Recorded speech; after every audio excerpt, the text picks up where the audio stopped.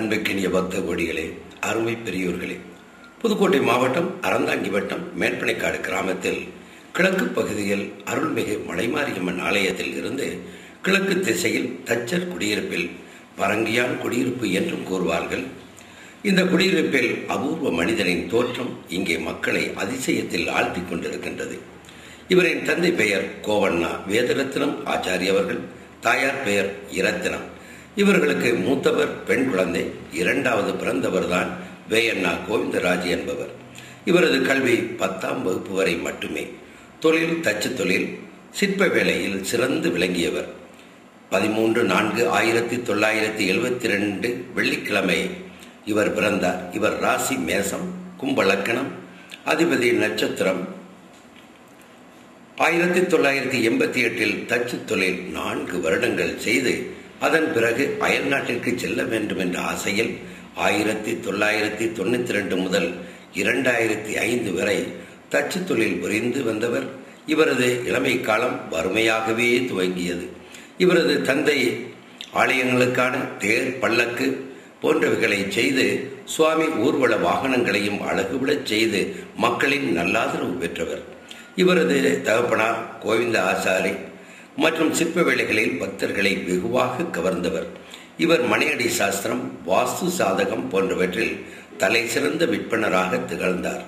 தாத்தாவின் நினைவாக இவருக்கும் கோவிந்தராஜ் என பெயரிடப்பட்டது. இவர் பிறந்த 1 மாத காலத்தில் தாத்தா இறைவனடி சேர்ந்தார். அயல் நாட்டில் பணிபுரிந்து பொருள் ஈட்டி வந்தார். இவரது தந்தை மறைவிற்கு பிறகு தாயகம் வந்தார். பிறகு அரபு நாடுகளுக்கு சென்று குலத்தொழில் புரிந்து வந்தார். இவரது சகோதரியின் கணவர் நோய்வாய்ப்பட்டு இறந்து விட்டார். அதன் பிறகு சகோதரியின் குடும்ப நலன் கருதி தமிழகத்திலேயே தங்கிவிட்டார். இவ்வாறு வாழ்ந்து கொண்டிருந்த வேளையில் குலத்தொழிலையே செய்து வந்தவர் 2003 தாய்மாமன் மகளையே கீதா என்ற பெண்ணை திருமணம் முடித்து வாழ்க்கையை இனிதே ஆரம்பித்தார்.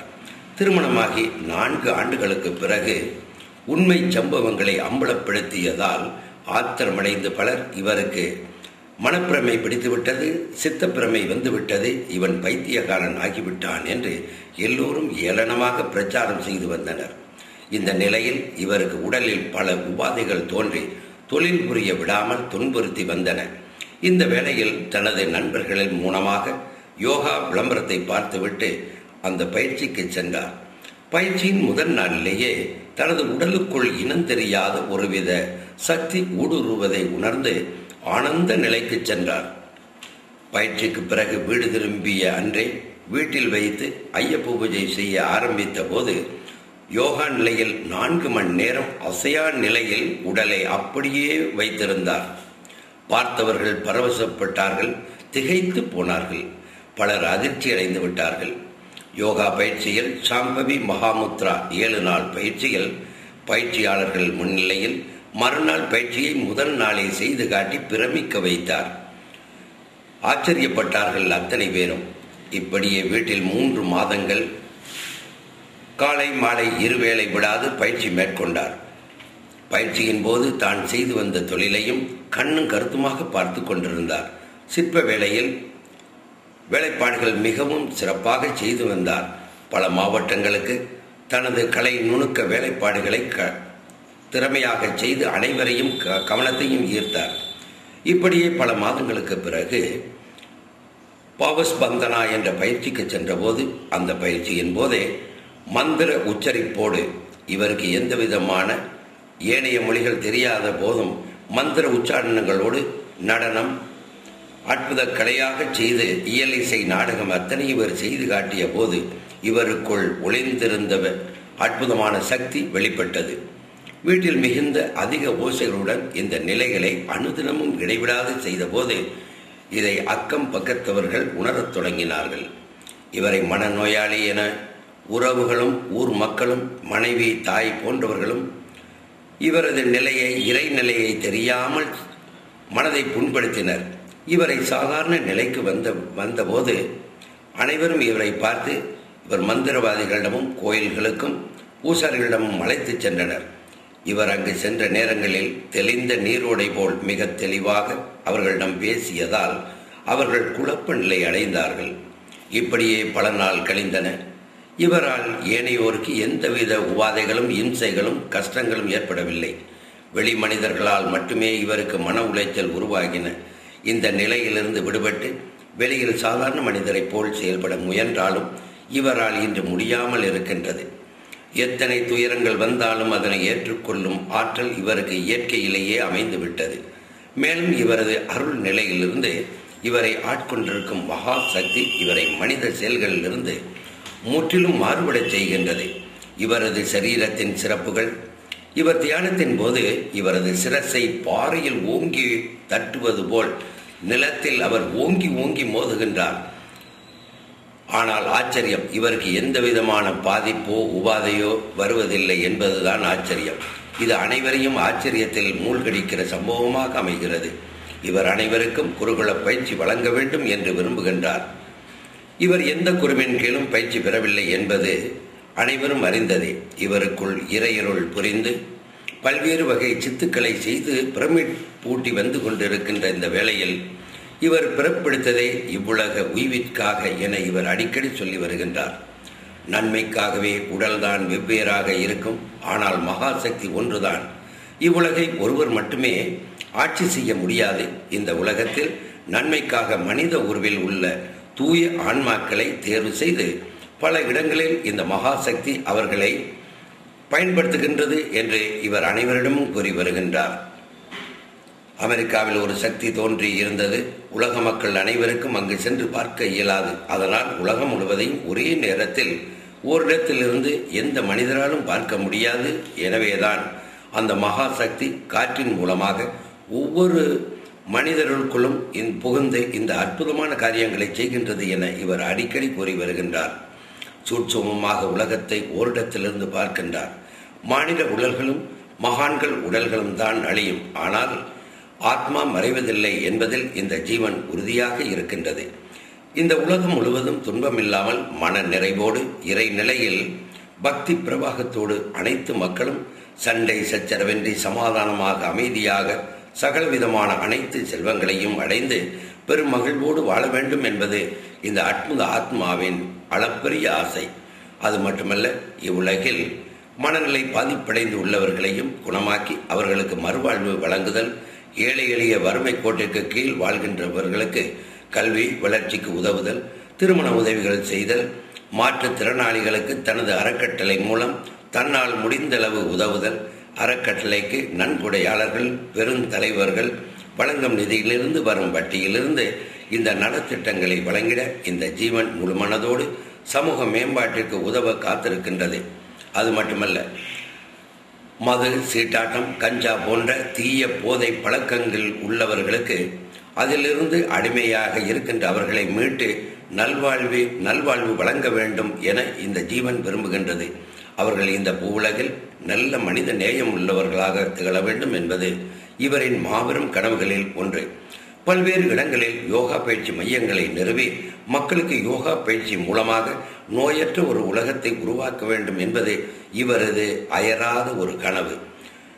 ஆரோக்கியமான, அமைதியான, தெய்வீகமயமான சமூகத்தை உருவாக்க வேண்டும் என்பது இந்த புனித ஆத்மாவின் அசைக்க முடியாத நம்பிக்கை. அன்புக்கினிய பக்தர்கள், தனவந்தர்கள் அத்தனை பேரும் இந்த ஜீவனின் ஆவல் தனை முழுமையாக பூர்த்தி செய்திட முழுமையாக ஒத்துழைப்பு வழங்குமாறு உங்களை அன்போடு வேண்டுகின்றோம்.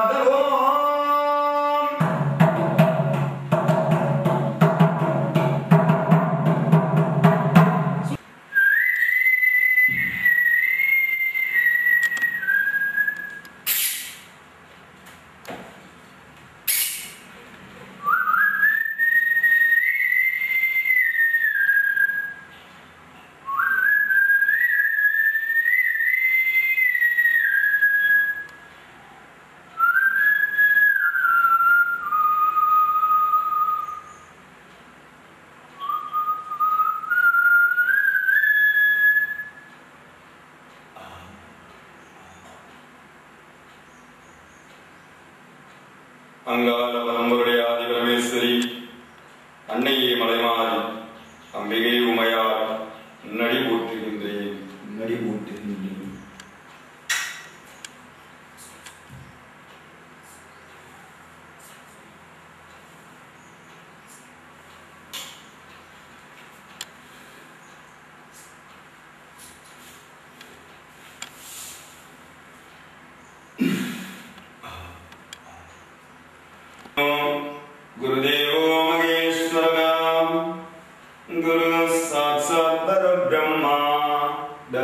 श्री गुरुवे नमो नमः।